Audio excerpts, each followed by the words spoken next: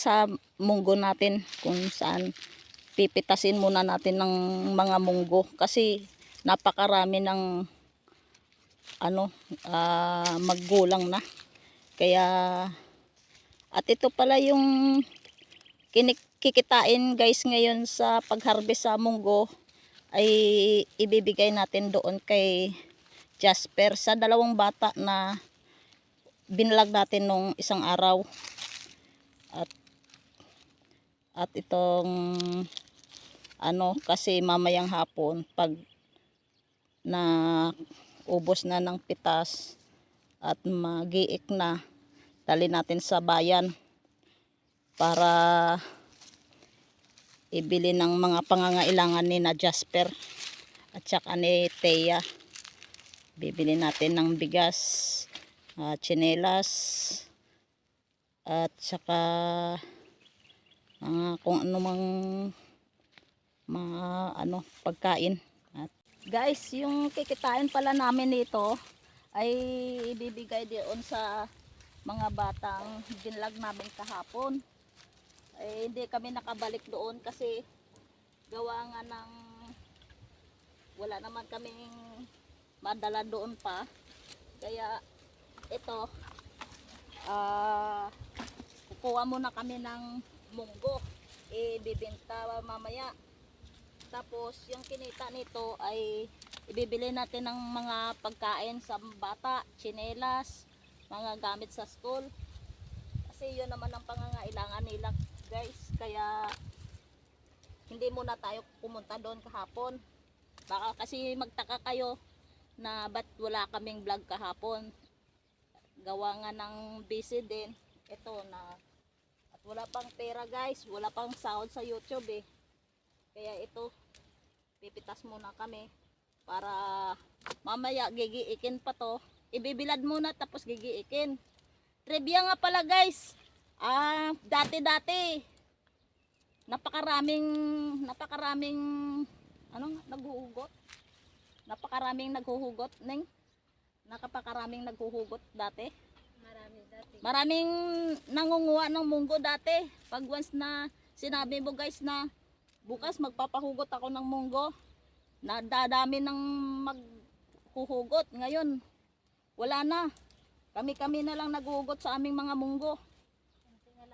Kaunti na lang ang taong nangunguha ng kanilang sariling munggo kasi yung iba tinatamad na. Kasi Makati po kasi ito eh. Makati, tapos Makati sa kamay.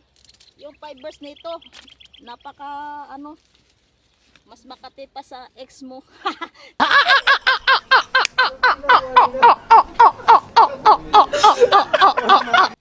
Hindi guys, pag ito talaga yung munggo ay mahawakan mo, hindi ka maliligo ay sobrang kate. Kaya ito wala na sigurong namimitas na iba. Yung iba naman dahilan sasakit ang rheuma o basta dyan muna kayo guys at may nagtatrabaho ng marangal. At sa mga nag-message sa akin doon sa sa YouTube na ba't daw walang ganito, walang ganon. Pasensya na po kayo guys, bagon pa lang kasi ako sa YouTube. Kaya hindi ko rin masagot yung mga sinasabi nyo.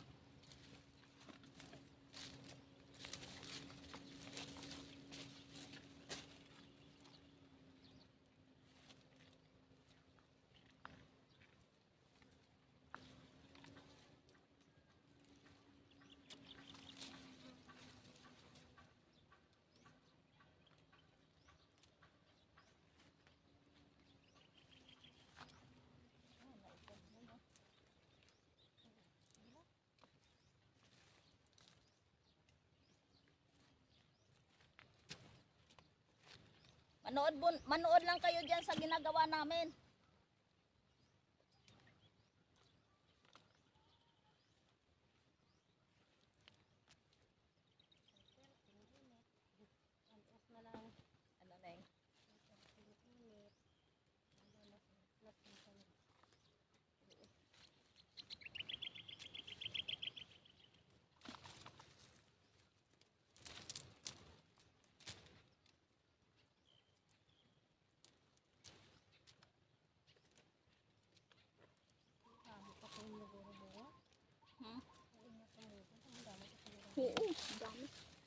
Okay lang nang ma-expose ka sa YouTube. Nakatutok sa inyo. Nakatutok pa.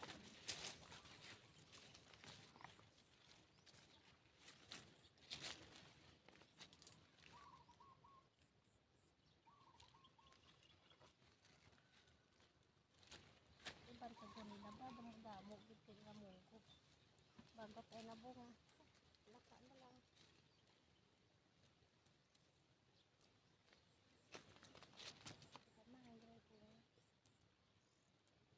Grabe ang init eh. Hindi nga na nagkapamunga iban. Ang perting init, ay matulan-ulan. Nagpuliyot na munggo.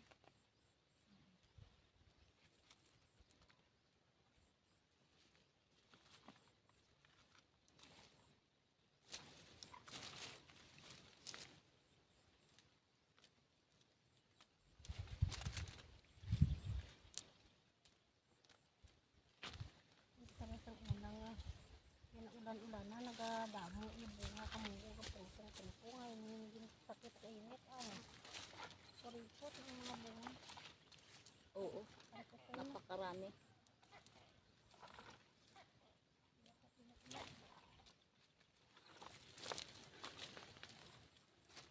Guys, hindi ito tingnan mong nakuha ko na napakarami. At saka ang lalaki ng munggo guys. Ang lalaki ng munggo. Alam nyo bang magkano lang ang ano nito? Ang kilo? Naabot lang ng 60? 60 ang kilo. Ay! 50 lang kilo nito. 50. Nasa 50 lang kilo. Samantala sa Maynila, nung nasa Laguna ako, 20 pesos yung kaunti lang. Kaya, sige guys, balikan ko kayo mamaya. Magtatrabaho muna ako.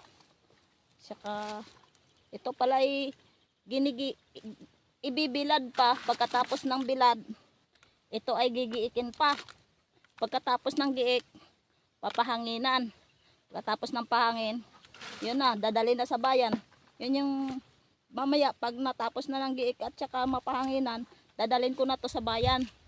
Tapos ang maibenta, ang makikitain nito ay bibili naman ng gamit ng mga bata ni na Jasper at saka ni na Althea. Okay guys, babalikan ko kayo mamaya.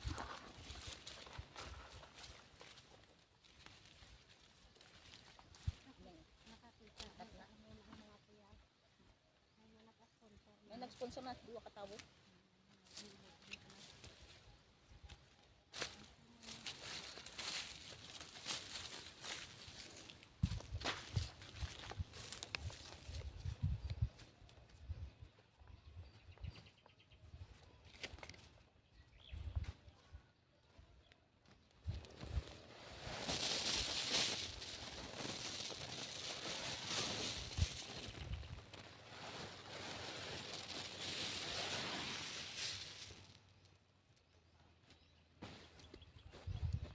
Ay guys, ito pala yung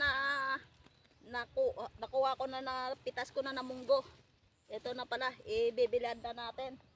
Tapos, pagkatapos ng bilad, gigiikin ng ganito. Gaganito. Tapos, ang finished product yan, papaliparan ng lilinisin para makuha itong ano niya, balat.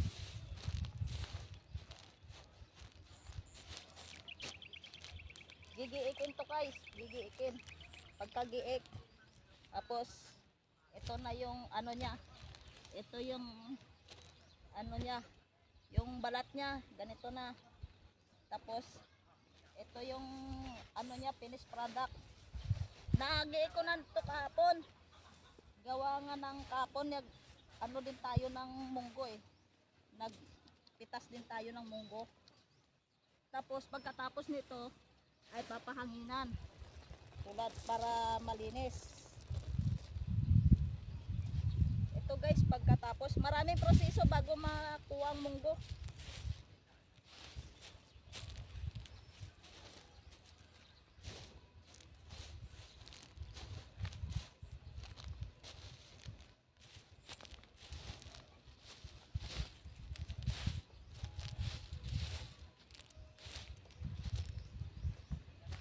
maraming proseso ang paggawa pagtanggal ng balat ng munggo.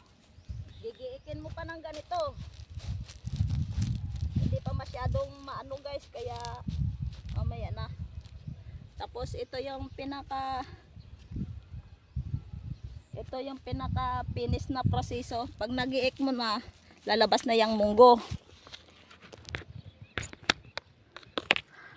Tapos ayan na yung proseso guys.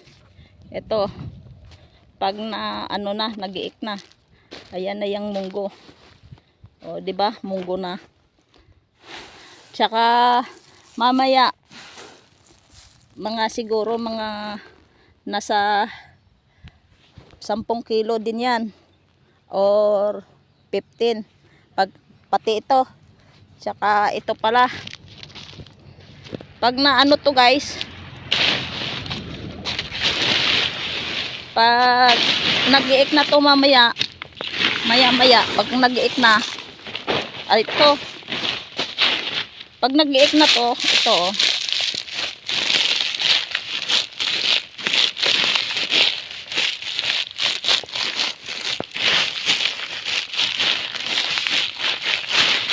O, diba? Ayan na oh. Ayan na oh. Ayan na oh. Pag nag-iik na, tapos yun ang proseso.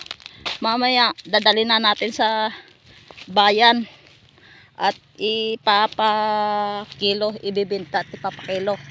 Kasi para maidalat natin doon sa mga bata. Bukas dadali natin sa mga bata yung ano, yung na pinagbenta nating pera.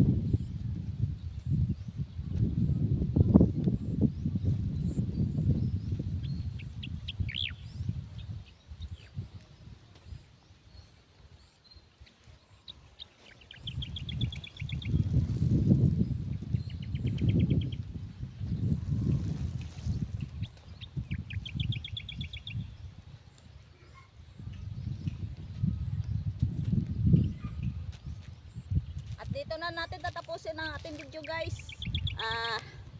Don't forget to subscribe, click my notification button, and please share, follow sa aking Facebook page, Facebook account, at saka pakishare na rin guys, palike na lang. Thank you.